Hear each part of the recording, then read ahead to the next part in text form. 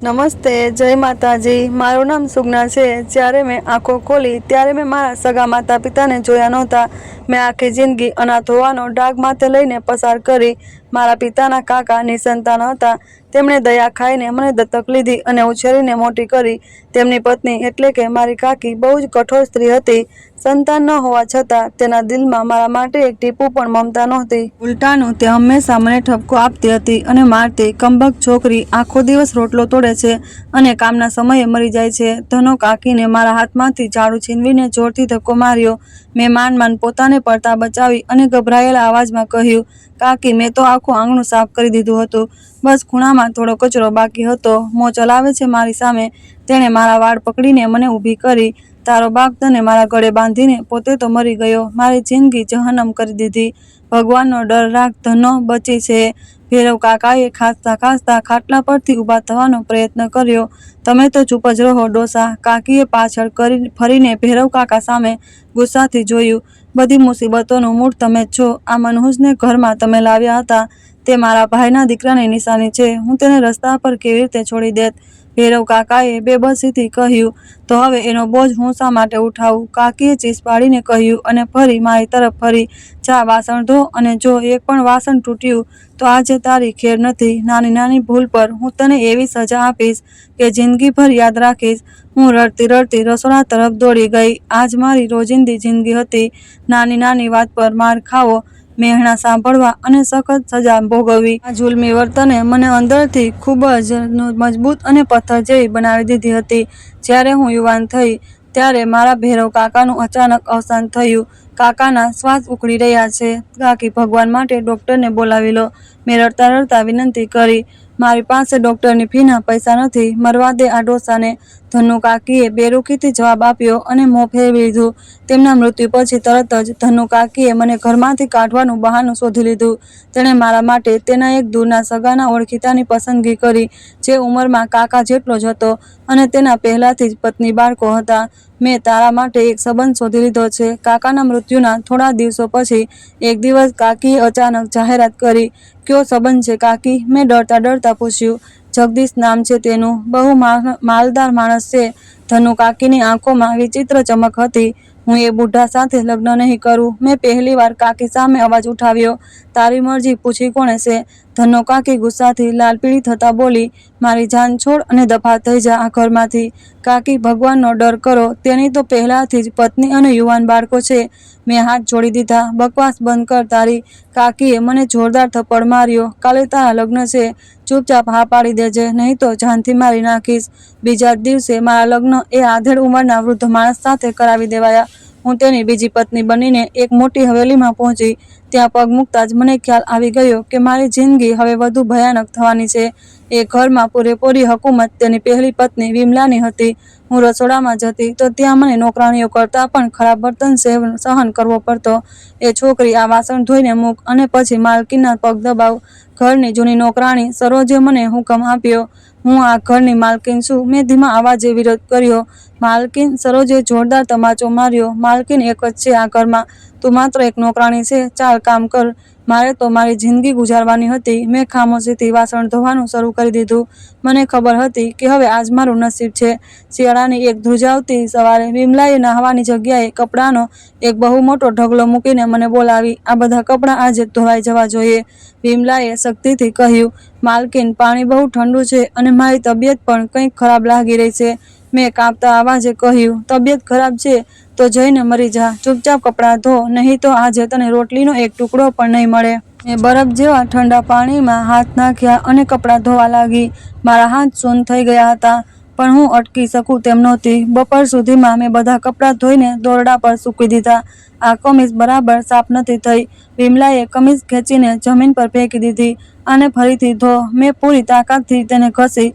માલકીન, મેં થાકેલા અવાજમાં કહ્યું, મારી સાથે દલીલ કરે છે? તેણે એક જોરદાર થપ્પડ મારા ચહેરા પર માર્યો।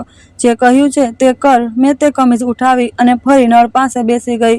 મારી જિંદગી આમ જ નોકરાણીની જેમ વીતી રહી હતી કે આખરે એક દિવસ મારા એ વૃદ્ધ પતિ જગદીશનું પણ અચાનક અવસાન થયું। જગદીશની લાશ હજી ઘરમાંથી ઉઠી પણ નહોતી કે મારી સોતન વિમલાએ મને મારપીટ કરીને ઘરમાંથી કાઢી મૂકી। નીકળી જા અમારા ઘરમાંથી, મનહૂસ ઓરત, ખાઈ ગઈ મારા માણસને। તેણે મને ગળામાંથી પકડીને આંગણામાં ઘસડી, માલકીન, ભગવાનનો ડર કરો, હજી તો તેમના અંતિમ સંસ્કાર પણ નથી થયા. મને ન કાઢો. મારું આ દુનિયામાં કોઈ ઠેકાણું નથી જ્યાં હું જઈને માથું છુપાવી શકું. મેં રડતા રડતા વિનંતી કરી, અંતિમ સંસ્કાર તો તારા થવા જોઈતા હતા. આ ઘર મારા બાળકોનું છે. તારો આના પર કોઈ હક નથી. વિમલાએ મને જોરથી લાત મારી. તેના યુવાન દીકરાઓ રામલાલ અને બાબુલાલે મને બાજુથી પકડી લીધી અને હવેલીના મોટા દરવાજાની બહાર ફેંકી દીધી. આવતા વખત આ ઘરની આસપાસ પણ દેખાય તો ટાંગો તોડી નાખીશું. રામલાલે ધમકી આપી અને દરવાજો જોરથી મારા મોં પર બંધ કરી દીધો. મારી પાસે હવે કોઈ ઠેકાણું નહોતું અને ન તો કોઈ કામ ધંધો હતો. હું રાતના અંધારામાં રસ્તાઓ પર ચાલતી રહી. એક દિવસ એક વૃદ્ધ સ્ત્રી મને મળી. તેણે દડાઈ ખાઈને મને ઉઠાવી અને પોતાની સાથે લઈ ગઈ. કોણ છો તું દીકરી? અને આ રીતે રસ્તા પર કેમ પડી છો? વૃદ્ધ સ્ત્રીએ નરમાઈથી પૂછ્યું. મારું કોઈ નથી અમ્મા, હું અનાથ છું અને મારા પતિનું પણ આજે જ અવસાન થયું છે. મેં ધ્રુસકે મારી આખી કહાની સંભળાવી દીધી. રડ નહીં મારી બચ્ચી, આ દુનિયા બહુ જુલ્મી છે. મારી સાથે ચાલ, હું દાયણનું કામ કરું છું. તને પણ મારી સાથે રાખીશ. તેણે મારો હાથ પકડ્યો. તે એક જૂની વસાહતની બહાર એક કાચી ઝૂંપડીમાં રહેતી હતી. એ વસાહતના છૂટાછવાયા લોકો તેનાથી પોતાનું ડિલિવરીનું કામ કરાવતા હતા. તે જ્યાં ક્યાંય પણ કોઈની ડિલિવરી કરાવવા જતી, મને સાથે લઈ જતી. જો સુગના, આ કામ માત્ર પૈસા કમાવાનું નથી, આ સેવા છે. આપણે બે જિંદગીઓ બચાવવાની હોય છે. દાઈ ચંપાએ મને જડીબુટ્ટી પીસતા સમજાવ્યું. હું સમજી ગઈ. અમ્મા, પણ શું આ કામમાં ખતરો નથી હોતો? મેં પૂછ્યું. જ્યારે તું સાચેમાં દિલથી કોઈની મદદ કરે છે તો ભગવાન પોતે જ રસ્તાઓ સરળ કરી દે છે. તે મને દરેક કેસની બારીકાઈઓ શીખવતી. ત્યાંથી કંઈક પૈસા મળી જતા અને તેમના જૂના કપડાં મળી જતા, જે તે પોતે પણ પહેરતી અને મને પણ આપતી. આ બુટ્ટી જોઈ રહી છે સુગના? દાઈ ચંપાએ એક ખાસ જડીબુટ્ટી મારા હાથ પર મૂકી. જ્યારે પીડા વધુ વધી જાય અને સ્ત્રીને સહન કરવાની શક્તિ ખતમ થવા લાગે ત્યારે તેને ઉકાળીને પીવડાવી હોય છે. આનાથી શરીરના રસ્તાઓ નરમ પડી જાય છે. અમ્મા, તમને આ બધું કોણે શીખવ્યું હતું? મેં આશ્ચર્યથી પૂછ્યું. મારી માં પણ દાયણ હતી. આ વિદ્યા પેઢી દર પેઢી ચાલી આવી છે. હવે હું આ અમાનત તને સોંપી રહી છું. બસ યાદ રાખજે, ક્યારેય લાલચમાં આવીને કોઈ ખોટું કામ ન કરીશ. લાલચ માણસની સમજ છીનવી લેશે. હું હંમેશા મહેનતનો રોટલો ખાઈશ અમ્મા, મેં પાકા ઈરાદાથી કહ્યું. અને તે વૃદ્ધ સ્ત્રી ખૂબ જ વૃદ્ધ થઈ ચૂકી હતી અને તેની આંખોની રોશની પણ જતી રહી હતી. પણ મને તેનો સહારો હતો. હવે તેનું શીખવેલું કામ હું કરવા લાગી હતી. મને બધા ગામમાં સુગના દાઈના નામથી જાણતા હતા. એક દિવસ તે વૃદ્ધ સ્ત્રી, જે મારો એકમાત્ર સહારો હતી, તે મને છોડીને હંમેશા માટે ચાલી ગઈ. ભગવાને તેને પોતાની પાસે બોલાવી લીધી. સુગના દીકરી, હવે તું આ કામમાં માહિર થઈ ગઈ છે. પોતાની છેલ્લી રાતે અમ્મા ચંપાએ મારા હાથ પોતાના કાંપતા હાથોમાં લઈને કહ્યું હતું.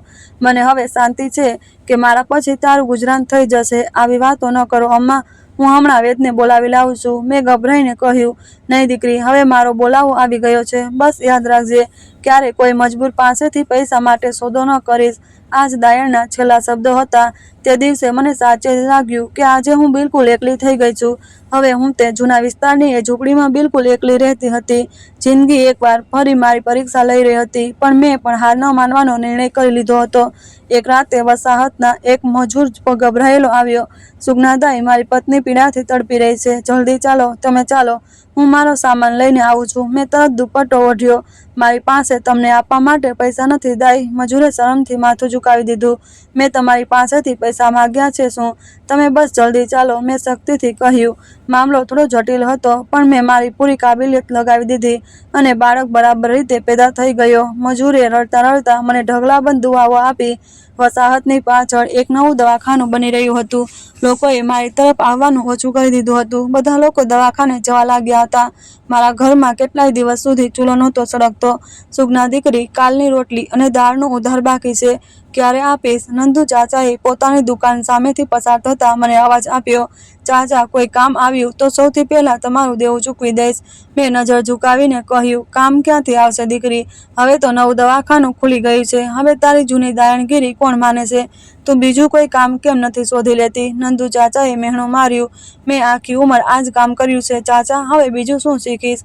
જાન બચાવવાથી મોટું કોઈ કામ નથી હોતું, મેં કહ્યું અને આગળ વધી ગઈ. એક દિવસ વસાહતની એક ઘમંડી સ્ત્રી શાંતિ મારી પાસે આવી. દાઈ, મારી વહુ પેટથી છે. શું તેનું કામ કરી આપીશ? પણ જો પૈસા હું તને અડધા જ આપીશ. તું એમ પણ આખો દિવસ ખાલી બેઠી રહે છે. શાંતિએ સોદાબાજી શરૂ કરી દીધી. બહેન, જાન બચાવી મારું કામ છે. તમે જે ખુશીથી આપશો હું રાખી લઈશ, પણ મહેનતની કિંમત પર આ દલીલે ન કરો. હું કોઈ સોદાગર નથી, મેં સખત અવાજમાં કહ્યું. મોટી આવી મહારાણી 2 ટંકના રોટલા માટે તડપે છે અને નખરા તો જુઓ. દવાખાને જ લઈ જઈશ મારી વહુને, તારી પાસે નહીં આવું. શાંતિ મોં બગાડીને ચાલી ગઈ. ઇજ્જત ભગવાનના હાથમાં છે બહેન, તમે શોખથી દવાખાને જાઓ. મેં ગુસ્સા વિના જવાબ આપ્યો અને મારી ઝૂંપડીમાં પાછી આવી ગઈ. મેં ક્યારેય કોઈ મોટી હવેલી કે દોલતની ચાહત નહોતી કરી. મને ખબર હતી કે દોલત માણસને કેવો બનાવી દેશે. એક દિવસ વાવાઝોડું આવ્યું. વાવાઝોડીની ગતિની સાથે દરેક પસાર થતી પળે ડર વધતો જતો હતો. હવાના તેજ ઝોકાં મારી કાચી ઝૂંપડીની કમજોર દિવાલો સાથે ટકરાઈને ડરામણા અવાજો કરી રહ્યા હતા અને હું અંધારામાં બેઠી બસ વાવાઝોડું થંભવાની રાહ જોઈ રહી હતી. અચાનક રસ્તા તરફથી એક જોરદાર ધડાકા જેવો અવાજ આવ્યો, જેમ કોઈ ભારે વસ્તુ કાદવમાં ઘસી ગઈ હોય. એ ભગવાન, કંઈક કરો, હું મરી જઈશ, મારો જીવ નીકળી રહ્યો છે. એક સ્ત્રીની દર્દભરી ચીસ હવાના ઘોઘાટને ચીરતી મારા કાન સુધી પહોંચી. હું ઝડપથી મારી જગ્યાએથી ઊભી થઈ ગઈ અને મારું હૃદય જોરથી ધડકવા લાગ્યું. હું પ્રયત્ન કરી રહ્યો છું, બસ થોડી હિંમત રાખો. ગાડીનું પૈડું ખરાબ રીતે ફસાઈ ગયું છે. એક માણસનો ખૂબ જ ગભરાયેલો અને બેબસ અવાજ વાવાઝોડાના ઘોઘાટમાં સંભળાયો. મારા બાળકને બચાવી લો, મારાથી આ દર્દ સહન નથી થતું. સ્ત્રીના અવાજમાં મોતનો ડર અને પીડા સ્પષ્ટ દેખાઈ રહી હતી. મેં તરત જ મારો દુપટ્ટો માથા પર કસીને બાંધ્યો અને એક જૂની ટોર્ચ ઉઠાવીને ઝૂંપડીનો લાકડાનો દરવાજો ખોલી દીધો. બહાર વરસાદ એટલો તેજ હતો કે કંઈ દેખાતું નહોતું. કોણ છે ત્યાં? મેં ટોર્ચની રોશની રસ્તા તરફ કરતા જોરથી બૂમ પાડી અને રોશની એક ખૂબ મોંઘી અને મોટી ગાડી પર પડી, જે રસ્તાના કિનારે ઊંડા કાદવમાં ફસાયેલી હતી. સારા કપડાં પહેરેલો એક માણસ વરસાદમાં પલળતો ગાડીના ટાયરને બહાર કાઢવાનો પ્રયત્ન કરી રહ્યો હતો. એ ભગવાન, ભગવાન, અમારી મદદ કરો, તે માણસે મારી તરફ દોડતા કહ્યું અને તેના ચહેરા પર ખૂબ ડર હતો. શું થયું ભાઈ? આટલી રાતે આ વાવાઝોડામાં તમે લોકો અહીં શું કરી રહ્યા છો? મેં ટોર્ચ નીચે કરતા પૂછ્યું. મારી પત્નીને જોરદાર પીડા થઈ રહી છે. અમે દવાખાને જઈ રહ્યા હતા, પણ આ વાવાઝોડામાં ગાડી અહીં ફસાઈ ગઈ, તે માણસે રડવા જેવા અવાજમાં કહ્યું અને તેના હાથ ખરાબ રીતે કાંપી રહ્યા હતા. હું ડ્રાઈવરને ફોન કરી રહ્યો છું કે બીજી ગાડી લઈને આવે, પણ અહીં ફોનમાં સિગ્નલ નથી આવતા. મારી પત્ની પીડાથી પાગલ થઈ રહી છે. તેણે પોતાનો મોંઘો ફોન બતાવતા કહ્યું, મને બચાવી લો, મારો જીવ જઈ રહ્યો છે. ગાડીની અંદરથી એક વધુ જોરદાર ચીસ આવી. આ વખતે કોઈ ગાડી અહીં નથી આવી શકતી ભાઈ, રસ્તાઓ પાણીથી ભરાઈ ગયા છે. મેં પરિસ્થિતિ સમજતા જલ્દીથી કહ્યું, તો હું શું કરું? શું મારી પત્ની અને બાળકને રસ્તા પર મરવા દઉં? તે માણસ પોતાના વાળ પકડીને ચીસો પાડ્યો. મારી પાસે ખૂબ પૈસા છે, હું તમને જેટલા કહેશો એટલા પૈસા આપીશ. બસ કોઈ ડોક્ટર બોલાવી દો. પૈસા આ વખતે તમારા કોઈ કામ નહીં આવે ભાઈ, આ સુમસામ વિસ્તાર છે. મેં સ્પષ્ટ કહ્યું, તો પછી કોણ બચાવશે મારી પત્નીને? તે માણસ નિરાશ થઈને ગાડી પર માથું મૂકીને રડવા લાગ્યો. તમે કિસ્મતવાળા છો કે તમારી ગાડી દાઈ સુગનાની ઝૂંપડી સામે ફસાઈ છે. મેં પૂરા ભરોસાથી કહ્યું, શું તમે દાયણ છો? તે માણસે તરત જ માથું ઊંચું કર્યું અને તેની આંખોમાં આશાની ચમક આવી ગઈ. હા, હું દાયણ છું. હવે સમય બગાડો નહીં, બાળક ક્યારેય પણ પેદા થઈ શકે છે. મેં તેને શક્તિથી કહ્યું. હું તેને દવાખાને લઈ જવા માંગતો હતો. આ કાચી ઝૂંપડીમાં કેવી રીતે થશે? તેણે મારી તૂટેલી ઝૂંપડી તરફ જોતા ખચકાઈને કહ્યું, જો દવાખાનાના ચક્કરમાં પડ્યા રહો તો પત્ની અને બાળક બંનેનો જીવ જઈ શકે છે. નિર્ણય તમારો છે. મેં સ્પષ્ટ જવાબ આપ્યો, નહીં, ભગવાન માટે તેને અંદર લઈ ચાલો. તેણે તરત જ માની લીધું અને ગાડીના પાછળનો દરવાજો ખોલી દીધો. મેં ટોર્ચ અંદર કરી તો એક ખૂબ સુંદર અને અમીર ઘરની સ્ત્રી પીડાથી તડપી રહી હતી. અમે બંનેએ મળીને તે પીડાથી તડપતી સ્ત્રીને વરસાદથી બચાવીને ઝૂંપડીની અંદર લાવીને સુવડાવી. અંદર ઘનઘોર અંધારું હતું અને છત પરથી ઘણી જગ્યાએ પાણી ટપકી રહ્યું હતું. આ કેવી જગ્યા છે? અહીં તો ચારે તરફ કાદવ અને દુર્ગંધ છે. સ્ત્રીએ કાચા ફર્શને જોઈને કણસતા કહ્યું, આ મહેલ નથી બહેન, પણ આ વખતે આ જગ્યા તમારી અને તમારા બાળકની જાન બચાવી શકે છે. મેં એક જૂની પણ સાફ ચારપાઈ પર બિછાનું પાથરતા કહ્યું, તેને અહીં સુવડાવો. મેં માણસને ઇશારો કર્યો. તેણે પોતાની પત્નીને સંભાળીને ચારપાઈ પર સુવડાવી દીધી. સ્ત્રીના દર્દના માર્યા ચારપાઈની દોરીઓને કસીને પકડી ચૂકી હતી. તમે બહાર જઈને ઊભા રહો, હવે આ મારું કામ છે. મેં માણસ તરફ જોઈને શક્તિથી કહ્યું, હું મારી પત્નીને આ હાલતમાં છોડીને નથી જઈ શકતો. તેણે જીદ કરી, તમે ડોક્ટર નથી કે મારી મદદ કરશો? બહાર જાઓ અને ભગવાનથી દુઆ કરો. મેં તેનો હાથ પકડીને તેને દરવાજા તરફ ધકેલ્યો અને દરવાજો અંદરથી બંધ કરી દીધો. મેં જલ્દીથી મારો જૂનો માટીનો ચૂલો સળગાવ્યો અને તેના પર પાણીનું મોટું વાસણ મૂકી દીધું. મારી તાલીમ બહુ મજબૂત હતી. મેં સાફ કપડાં કાઢ્યા અને મારા હાથ સાફ કરવા માટે ગરમ પાણીનો ઉપયોગ કર્યો. દાઈ, મને ખૂબ પીડા થઈ રહી છે, મને કંઈક આપી દો. સ્ત્રીએ રડતા રડતા મારી તરફ હાથ લંબાવ્યો. સહન કરો બહેન, આ પીડા એક નવી જિંદગી આવવાની નિશાની છે. મેં તેના કપાળ પરથી પરસેવો લૂંટતા કહ્યું અને તેને દિલાસો આપ્યો. હું સહન નથી કરી શકતી, હું બહુ કમજોર છું. તે સતત રડી રહી હતી. મેં મારા સંદૂકમાંથી તે ખાસ જડીબુટ્ટી કાઢી જે મારી અમ્મા ચંપાએ મને શીખવી હતી. મેં તેને થોડા ગરમ પાણીમાં ઓગાળીને તે સ્ત્રીને પીવડાવી દીધી. આનાથી તમને થોડી રાહત મળશે અને પીડા થોડી ઓછી થશે. મેં તેનું મોં સાફ કરતા કહ્યું, તમારા હાથ ખૂબ ખરબચડા છે. દાઈ, મને તકલીફ થઈ રહી છે. તેણે મારો હાથ ઝટકતા કહ્યું, આ ખરબચડા હાથ આજ સુધી સેંકડો જાન બચાવી રહ્યા ચૂક્યા છે. તેના પર ભરોસો રાખો. મેં તેના નખરાને નજરઅંદાજ કરતા મારું કામ ચાલુ રાખ્યું. સમય વીતવાની સાથે એક સ્ત્રીની હાલત બગડતી જતી હતી. તેની ચીસો વાવાઝોડાના ઘોંઘાટને પણ દબાવી રહી હતી. બહાર તેનો માણસ સતત દરવાજા પર મુક્કા મારી રહ્યો હતો. દાઈ અમ્મા, અંદર બધું ઠીક તો છે? મારી પત્નીના અવાજો બંધ કેમ નથી થતા? તે દરવાજાની બહારથી રડતા રડતા ચીસ પાડી રહ્યો હતો. વચ્ચે ન બોલો અને મને મારું કામ કરવા દો. મેં દરવાજા તરફ મોં કરીને ઊંચા અવાજે ઠપકો આપ્યો. મેં મારું આખું ધ્યાન તે સ્ત્રી પર લગાવી દીધું. મામલો ખરેખર ખૂબ જટિલ હતો. બાળક ઉલટું હતું અને તે બિચારીના શરીરમાં એટલી તાકાત નહોતી કે તે એક તકલીફ સહન કરી શકે. દીકરી, તમારે જોર લગાવવું પડશે, નહીં તો બાળક પેટમાં જ મરી જશે. મેં તેને હકીકતથી ડરાવતા કહ્યું, જેથી તેમાં થોડી હિંમત આવે. નહીં, મારા બાળકને ન મરવા દો. તે આ સાંભળીને ડરી ગઈ અને તેને પોતાની પૂરી તાકાત ભેગી કરી. શાબાશ, એકવાર વધુ જોર લગાવો, બસ બાળક આવવાનું જ છે. મેં તેની હિંમત વધારતા તેને સતત સમજાવ્યું. મારું કપાળ પરસેવાથી ભીંજાઈ ગયું હતું. હે ભગવાન, મદદ કરજો. મેં મનોમન પ્રાર્થના કરી અને એક છેલ્લો પ્રયત્ન કર્યો. સ્ત્રીએ એક લાંબી અને દર્દભરી ચીસ પાડી જે ઝૂંપડીની દિવાલોને હલાવી ગઈ અને તે જ પળે વાવાઝોડાની ગર્જનાને ચીરતો એક નાનકડા બાળકના રડવાનો અવાજ ચારે તરફ ગુંજી ઉઠ્યો. મેં લાંબો શ્વાસ લીધો અને ભગવાનનો આભાર માન્યો. બાળક બિલકુલ સ્વસ્થ હતું. મેં ઝડપથી તેને સાફ કર્યું અને નાળ કાપીને તેને એક નરમ અને સાફ કપડામાં લપેટ્યું. દીકરી, ભગવાને તમને સુંદર દીકરો આપ્યો છે. મેં હસતા હસતા બાળકને તેની મા પાસે સુવડાવી દીધું. એ સ્ત્રી જે થોડીવાર પહેલા મોતની દુઆ માંગતી હતી, પોતાના બાળકનો ચહેરો જોતા જ બધી તકલીફ ભૂલી ગઈ. તેની આંખોમાંથી ખુશીના આંસુ વહેવા લાગ્યા અને તેને કાપતા હાથોથી પોતાના બાળકને સ્પર્શ કર્યો. મારું બાળક, મારો દીકરો, તમે મારો જીવ બચાવી લીધો. દાઈ તેને રડતા રડતા મારો હાથ ચૂમવાનો પ્રયત્ન કર્યો. આ બધું ભગવાનની કૃપા છે દીકરી, હું તો માત્ર એક માધ્યમ છું. મેં મારો હાથ પાછળ ખેંચતા કહ્યું. મેં દરવાજો ખોલ્યો. બહાર તે માણસ વરસાદમાં પલળીને બિલકુલ થાકી ગયો હતો અને જમીન પર બેસીને રડી રહ્યો હતો. અંદર આવી જાઓ. વધામણી, ભગવાને તમને દીકરો આપ્યો છે. મેં તેને ખુશ ખબર સંભળાવી. માણસ એકદમ જમીન પરથી ઉછળ્યો અને અંદરની તરફ દોડ્યો. પોતાની પત્ની અને બાળકને સહી સલામત જોઈને તેની હાલત જોવા જેવી હતી. તે ક્યારેક પોતાની પત્નીનું કપાળ ચૂમતો અને ક્યારેક બાળકના નાનકડા હાથોને આંખોથી લગાવતો. તું ઠીક તો છે? મને લાગ્યું કે હું તને ગુમાવી દઈશ. તે બાળકોની જેમ ધ્રુસકે ધ્રુસકે રડી રહ્યો હતો. હું બિલકુલ ઠીક છું. આ ફરિશ્તા જેવી સ્ત્રીએ અમારા બંનેનો જીવ બચાવી લીધો છે. સ્ત્રીએ મારી તરફ ઇશારો કરતા પોતાના માણસને કહ્યું. તે મોટા માણસના ચહેરા પર જે ખુશીનો ભાવ નજર આવી રહ્યા હતા. દાઈ અમ્મા, તમે મારા માટે જે કંઈ કર્યું છે, હું આખી જિંદગી નહીં ભૂલું. તેણે હાથ જોડતા આદરથી કહ્યું. બતાવો, તમને શું જોઈએ છે? મને કોઈની પાસેથી કંઈ નથી જોઈતું. મારી મહેનતનું ફળ ભગવાન આપશે. તમે બસ તમારી પત્ની અને બાળકને સુરક્ષિત લઈને ઘરે જાઓ. મેં કોઈ પણ ઘમંડ વિના સાદગીથી જવાબ આપ્યો. એમ કેવી રીતે થઈ શકે? તમે મારી આખી દુનિયા બચાવી લીધી છે.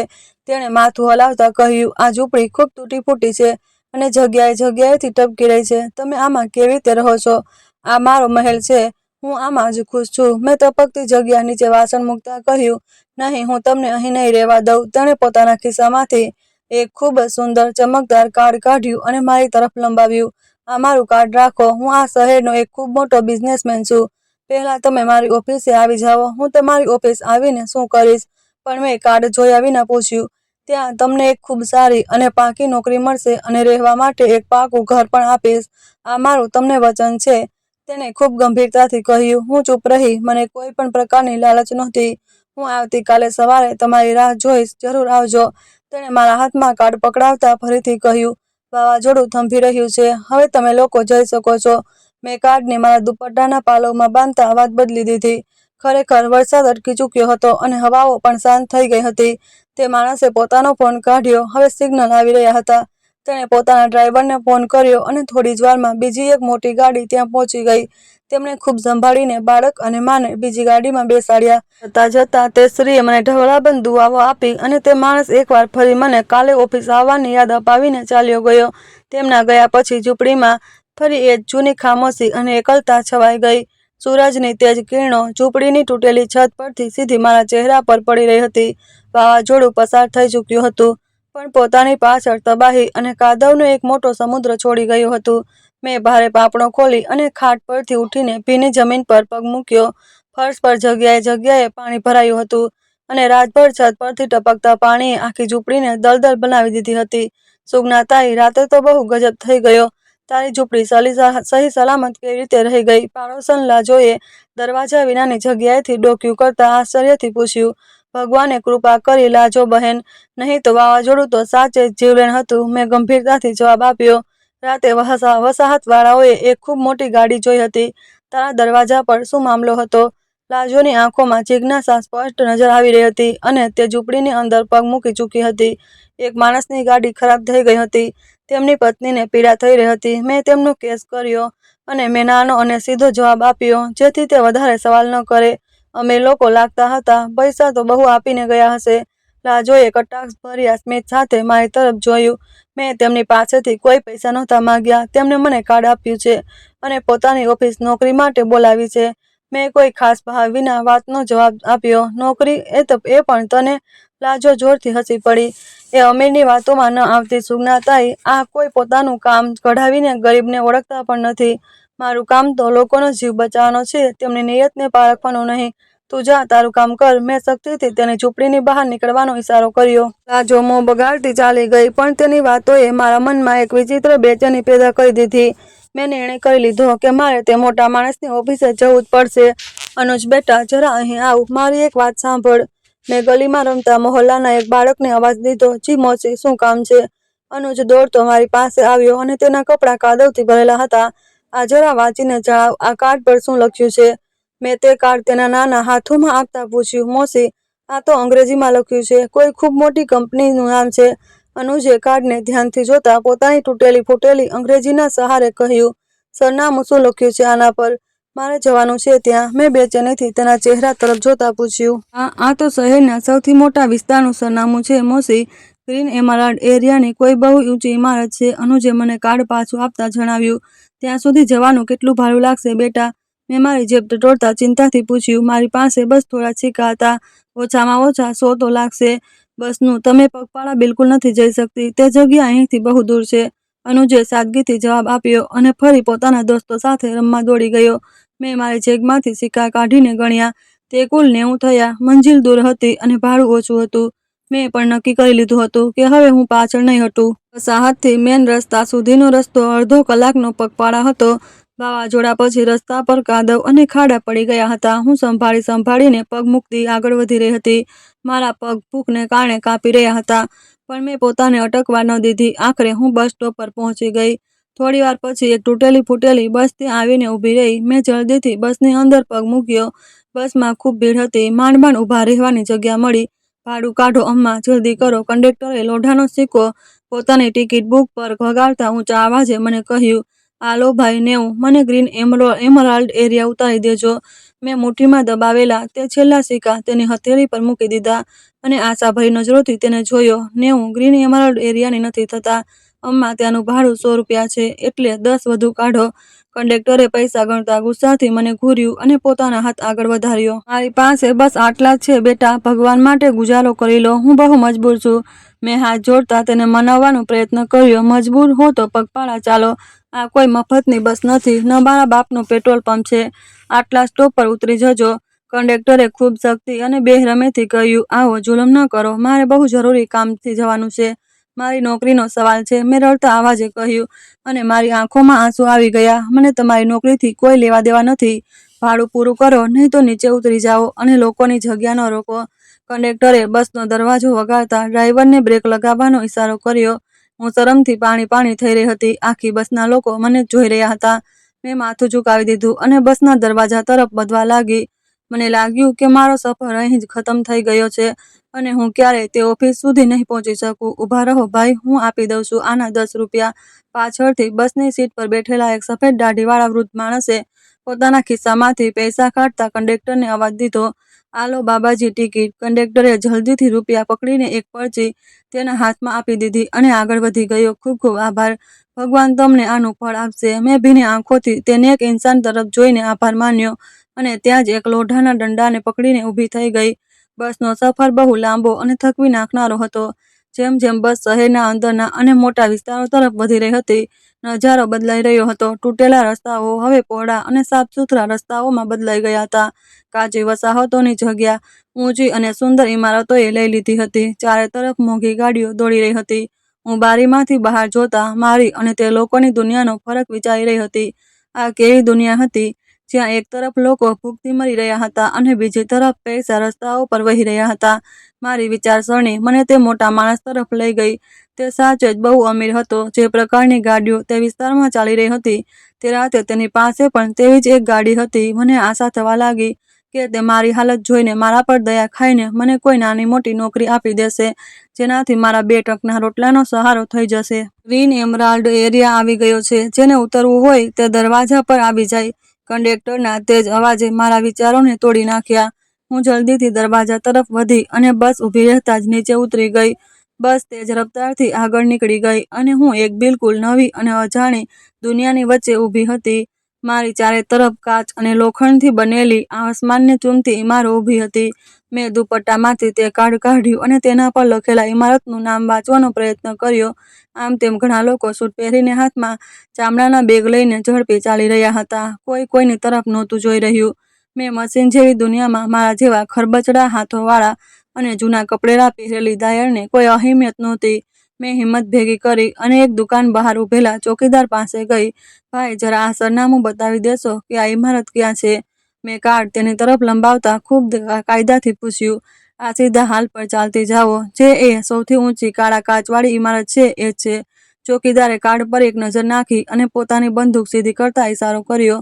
ખૂબ આભાર ભાઈ. મેં કાર્ડ પાછું લીધું અને તે તરફ ચાલી પડી. મારું હૃદય જોર જોરથી ધડકી રહ્યું હતું. હું મારી જિંદગીમાં પહેલીવાર કોઈ આટલી મોટી ઓફિસમાં જઈ રહી હતી. હું મારા મેલા કપડાં અને તૂટેલી ચપ્પલ સાથે તે માહોલમાં પોતાને ખૂબ નાની મહેસૂસ કરી રહી હતી. હું ચાલતી રહી જ્યાં સુધી તે શાનદાર અને ખૂબ ઊંચી ઇમારતના બરાબર સામે ન પહોંચી ગઈ. મેં મારા દુપટ્ટાને માથા પર બરાબર સેટ કર્યો, મારા પગલાં સંભાળ્યા અને તે ઊંચી ઇમારતના મોટા દરવાજા તરફ વધી ગઈ. ક્યાં જઈ રહી છો? આ કોઈ મફતનું દવાખાનું નથી. ઇમારત બહાર ઊભેલા એક લાંબા ચોળા ગાર્ડે મને ઘૂરતા પોતાનો હાથ આગળ કરીને રોકી લીધો. હું ભીખ માંગવા નથી આવી ભાઈ, મને સાહેબે પોતે બોલાવી છે. મેં તેની આંખોમાં આંખો નાખીને ડર્યા વિના મજબૂત અવાજમાં જવાબ આપ્યો. સાહેબે તને બોલાવી છે. ગાર્ડ જોરથી હસ્યો અને પોતાના સાથી તરફ જોવા લાગ્યો. જોઈ રહ્યો છે એનો હાલ. સાહેબ આને પોતાની ઓફિસમાં બોલાવશે. ચાલ હટ અહીંથી. રસ્તો ન રોક. તમે મારી વાત પર કેમ વિશ્વાસ નથી કરી રહ્યા? મેં મારી જગ્યાએથી હટ્યા વિના કહ્યું, કારણ કે તારી ઓકાત આ ઇમારત પાસે આવવાની પણ નથી. જા અહીંથી, નહીં તો ધક્કો મારીને કાઢી મૂકીશું. ગાર્ડે ગુસ્સાથી પોતાની બંદૂક પાસે હાથ મૂકતા મને ડરાવવાનો પ્રયત્ન કર્યો. મને ખૂબ ગુસ્સો આવી રહ્યો હતો. તે અમીર લોકોના નોકર પણ પોતાને રાજા સમજતા હતા. મેં મારા ગુસ્સાને રોક્યો કારણ કે હું અહીં લડવા નહોતી આવી. મેં જલ્દીથી મારો દુપટ્ટો ખોલ્યો અને તેમાં સંભાળીને રાખેલું તે ચમકદાર કાર્ડ કાઢ્યું જે રાતે તે મોટા માણસે મને આપ્યું હતું. આ જુઓ, આ તમારા સાહેબનું કાર્ડ છે. તેમણે પોતે મને પોતાના હાથોથી આપ્યું હતું. મેં તે કાર્ડ ગાર્ડની આંખો સામે કરતા થોડા ઊંચા અવાજમાં કહ્યું. ગાર્ડે કાર્ડ જોયું અને તેના ચહેરાના હાવભાવ અચાનક બદલાઈ ગયા. તે ખરેખર કોઈ કંપનીના માલિકનું વ્યક્તિગત કાર્ડ હતું જે સામાન્ય લોકોને આપવામાં આવતું નહોતું. તેણે કાર્ડ મારા હાથમાંથી લગભગ છીનવી લીધું અને તેને ઉલટપુલટ કરીને જોવા લાગ્યો. આ કાર્ડ તારી પાસે ક્યાંથી આવ્યું? તે જરૂર ક્યાંકથી ચોરી કર્યું હશે. ગાર્ડે મારા પર શંકા કરતા પોતાનો સખત અવાજ કરી લીધો. હું ચોર નથી, હું એક દાયણ છું. સાહેબની ગાડી રાતે વાવાઝોડામાં ફસાઈ ગઈ હતી અને તેમની પત્નીની તબિયત બહુ ખરાબ હતી. મેં મારી ઝૂંપડીમાં તેમનો કેસ કર્યો અને તેમના બાળકની જાન બચાવી છે. તેમણે ખુશ થઈને મને આ કાર્ડ આપ્યું અને આજે સવારે ઓફિસ બોલાવી હતી. મેં પૂરી સચ્ચાઈ વિસ્તાર સાથે સમજાવવાનો પ્રયત્ન કર્યો જેથી તે મને અંદર જવા દે. ગાર્ડે મારી વાત સાંભળી અને પછી પોતાના સાથીને ઇશારો કર્યો. તે બીજો શખ્સ અંદરની તરફ ગયો અને થોડીવાર પછી એક વધુ સૂટ પહેરેલા માણસ સાથે પાછો આવ્યો. તે માણસ કંપનીનો કોઈ મોટો કર્મચારી લાગી રહ્યો હતો. શું મુશ્કેલી છે? આ સ્ત્રી અહીં કેમ ઊભી છે? તેણે નાખુશીથી મારી તરફ જોતા ગાર્ડને પૂછ્યું. સર, આ કહી રહી છે કે સાહેબે તેમને પોતે બોલાવી છે અને તેમની પાસે સાહેબનું પર્સનલ કાર્ડ પણ છે. ગાર્ડે કર્મચારીના હાથમાં આપતા મદદભર્યા લહેજામાં જવાબ આપ્યો. તે કર્મચારીને કાર્ડ જોયું અને પછી મને માથાથી પગ સુધી શંકાભરી નજરોથી ઘૂરી. તેની નજરોમાં રહેલી ધૃણા અને મારા અસ્તિત્વની હારપાર થતી મહેસૂસ થઈ રહી હતી. પણ મેં નજરો નહોતી ચોરી. હું સાચી હતી અને સચ્ચાઈ માણસને હંમેશા મજબૂત બનાવે છે. તારું નામ શું છે? તેણે ઠંડા અવાજમાં મને જ સવાલ કર્યો. મારું નામ સુગના દાઈ છે. વસાહતમાં બધા મને આ જ નામથી જાણે છે. મેં મારો પરિચય કરાવતા સ્પષ્ટ શબ્દોમાં કહ્યું. સાહેબ હજી એક જરૂરી મીટિંગમાં છે. તું અંદર જઈને વેઇટિંગ રૂમમાં બેસી જા. જ્યારે તું તે ફ્રી થશે તો હું તમને જણાવી દઈશ. તે માણસે ખૂબ જ રૂખાપણથી કહ્યું અને ગાર્ડને ઇશારો કર્યો કે મને અંદર જવા દે. મેં રાહતનો શ્વાસ લીધો.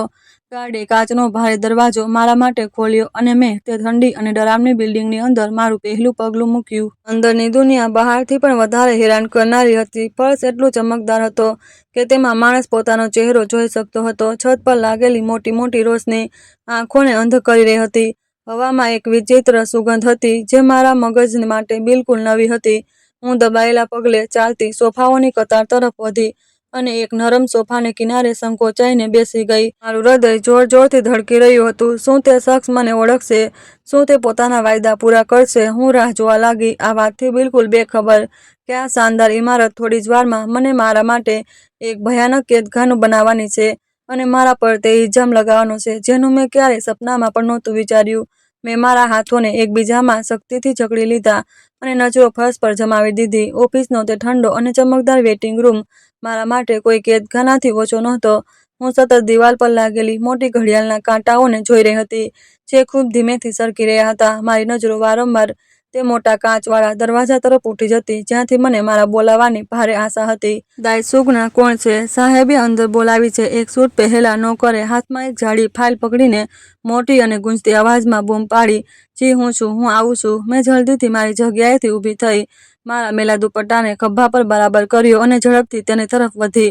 જલ્દી ચાલો, સાહેબ પાસે વધારે સમય નથી હોતો.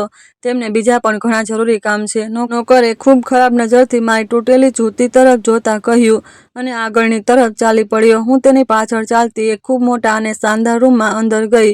રૂમની બરાબર વચ્ચે એક ચમકદાર કાચનું ટેબલ હતું જેની પાછળ એ જ રાતવાળો બિઝનેસમેન એક મોટી ખુરશી પર બેઠો હતો. રામ રામ સાહેબ, હું દાઈ સુગના છું. તમે મને બોલાવી હતી. મેં રૂમમાં અંદરમાં જતાં જ ખૂબ નિમ્રતા અને આશાભર્યા અવાજમાં નમસ્કાર કર્યા. હા બોલો, શું કામ છે મારી સાથે? કેમ મળવા આવી છો અહીં? તેણે પોતાની ખુરશી પર પાછળની તરફ ટેકો લગાવતા ખૂબ ઠંડા અને રૂખા લહેજામાં મને પૂછ્યું. સાહેબ, તમે ગઈ રાતે મને પોતે આ કાર્ડ સાથે અહીં બોલાવી હતી. વાવાઝોડાવાળી રાત જ્યારે તમારા પત્નીની તબિયત ખરાબ હતી. મેં કાંપતા હાથોથી તે ચમકદાર કાર્ડ તેના ટેબલ પર મૂકતા તેને બધું યાદ કરાવવાનો પ્રયત્ન કર્યો. મારી પાસે રોજ સેંકડો લોકો આવે છે. હું દરેકની શકલ અને વાતો યાદ નથી રાખી શકતો. બોલો, શું જોઈએ છે? પૈસા માંગવા આવી છો?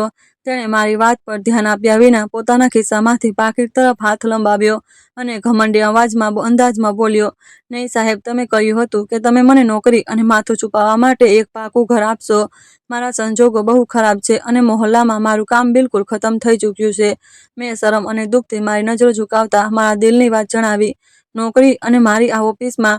તમારું દિમાગ તો ઠીક છે. તમારા જેવી અભણ દાયણ આ કંપનીમાં શું કામ કરશે?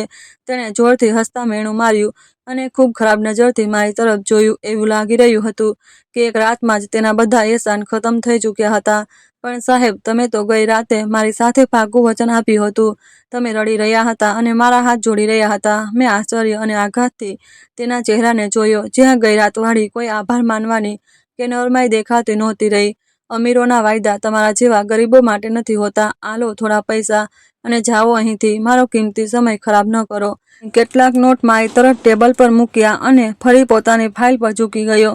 તે જે રાત સુધી મને મોટી મોટી આશાઓ આપીને ગયો હતો, હવે પોતાના અમીર હોવાના ઘમંડમાં મને ખૂબ નાની અને નકામી સમજી રહ્યો હતો. મને તમારી આ ભીખ નથી જોઈતી. સાહેબ, મારો ભગવાન મને ભૂખ્યો નહીં રાખે. પેટ ભરવાવાળો એ જ છે. મેં તે પૈસા ત્યાં ટેબલ પર છોડી દીધા અને આંખોમાં આંસુ લઈને ભારે પગલે તે ઠંડા રૂમમાંથી બહાર નીકળી આવી. હું ખૂબ તૂટેલી આશા અને દિલમાં ઊંડો દુઃખ લઈને જેવી તે ઓફિસમાંથી મુખ્ય દરવાજા બહાર નીકળી, મને ત્યાં ઊભેલા લાંબા ચોળા ગાર્ડે બાજુથી જોરથી પકડી લીધી. ક્યાં ભાગી રહી છે ચોર સ્ત્રી? ચાલો સીધી રીતે અંદર પાછી. ગાર્ડે મને એક જોરદાર ઝટકો આપતા ખૂબ ગુસ્સાથી કહ્યું, મેં શું કર્યું છે? તમે મને કેમ પકડી રહ્યા છો? મારો હાથ છોડો. હું હક્કાબક્કા રહી ગઈ અને પીડાથી મારો હાથ છોડાવવાનો પૂરો પ્રયત્ન કર્યો. તમે હમણાં થોડીવાર પહેલા સરની ઓફિસમાંથી ચોરી કરી છે. અમારી પાસે પાકી ખબર છે અને અમે તમને ભાગવા નહીં દઈએ. એક બીજા ગાર્ડે પણ ઝડપથી આગળ વધીને મારો રસ્તો પૂરી રીતે રોકી લીધો.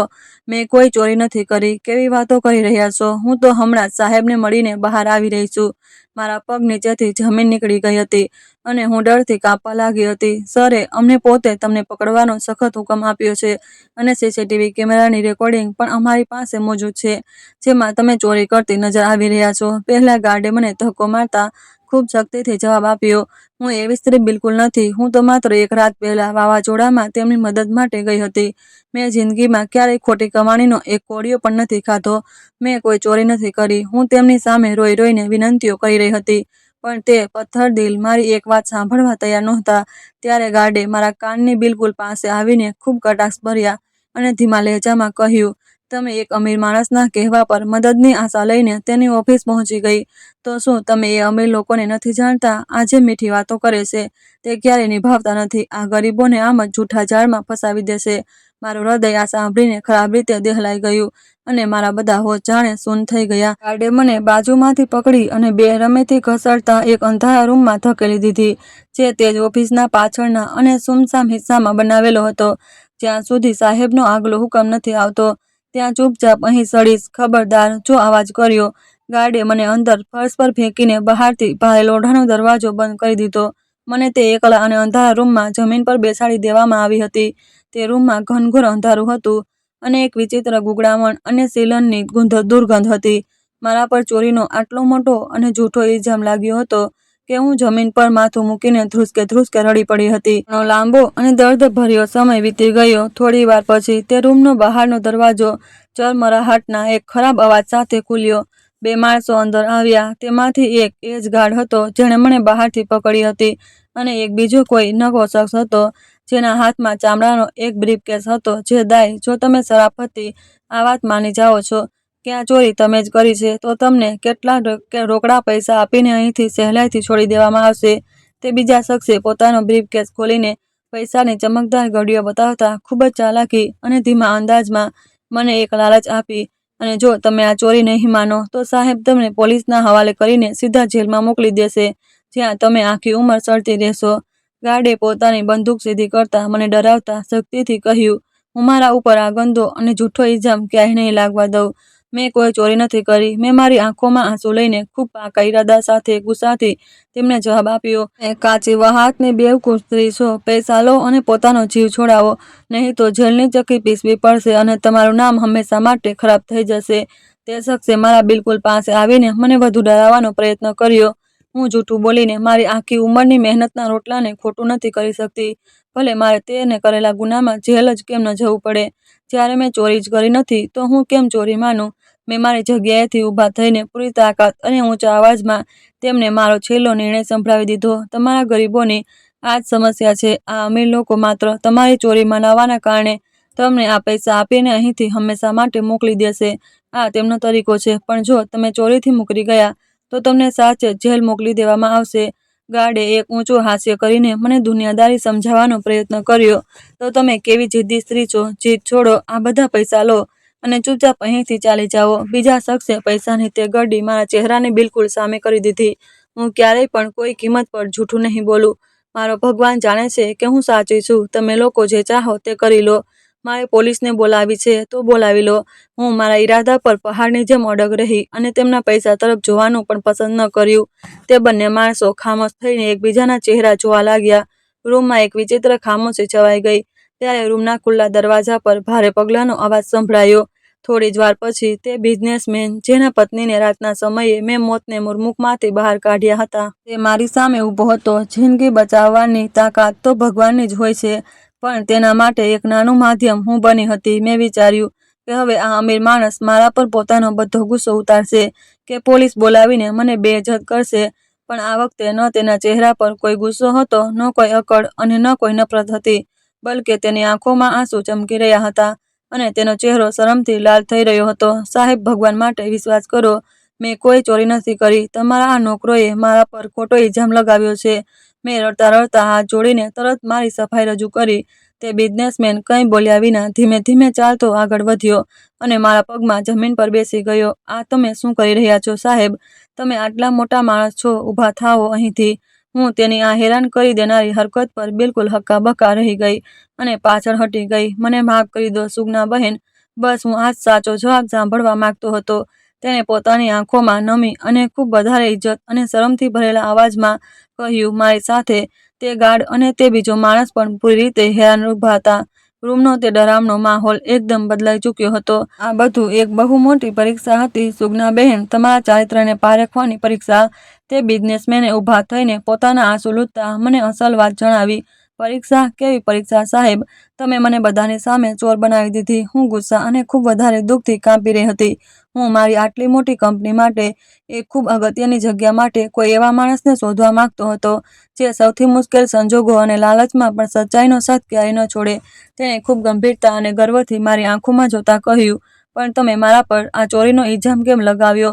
હું તો તમારી પાસેથી કંઈ માંગવા નહોતી આવી. હું હજી પણ ખૂબ મૂંઝવણમાં અને તકલીફમાં હતી. તમે જે રાતે મારા પર અને મારી ફેમિલીના જીવ બચાવીને એહસાન કર્યો હતો તેનો બદલો તો હું આખી ઉંમર મારું બધું આપીને પણ નથી ચૂકવી શકતો. પણ તમને પારખવા મારી મજબૂરી અને જવાબદારી હતી, કારણ કે હું તમને એક ખૂબ મોટો દરજ્જો આપવાનો હતો. તેણે પોતાના બંને હાથ જોડીને મારી પાસે દિલથી માફી માંગતા કહ્યું, મેં સાચેમાં કોઈ ચોરી નહોતી કરી. હું તો સાચેમાં બસ એક ગરીબ સ્ત્રી છું જે મદદની આશા લઈને આવી હતી. મારા આંસુ હજી પણ સતત વહી રહ્યા હતા. મને સારી રીતે ખબર છે તમે કોઈ ચોરી નથી કરી. તમારા પર ચોરીનો ઇલ્ઝામ માત્ર એટલા માટે લગાવ્યો હતો જેથી તમારી સચ્ચાઈ, તમારી ઈમાનદારી અને તમારું સાફસૂથરું ચરિત્ર મારા પૂરા સ્ટાફની સામે પણ સાફ થઈ શકે. બિઝનેસમેને હસતા હસતા નરમાઈથી જવાબ આપ્યો. તે દિવસ પછી મારી અંધારી જિંદગી પૂરી રીતે બદલાઈ ગઈ.